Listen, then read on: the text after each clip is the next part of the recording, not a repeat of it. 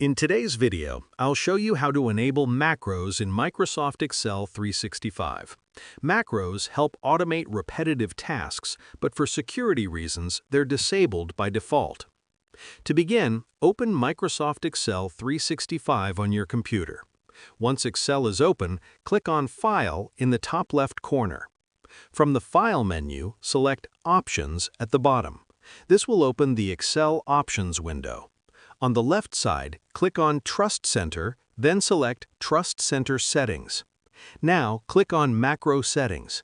Here, you'll see several options. To enable macros, choose Enable VBA Macros.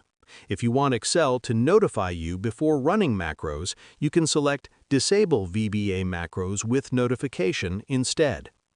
After selecting your preferred option, click OK, then click OK again to save the changes. Close Excel completely and reopen it for the settings to take effect.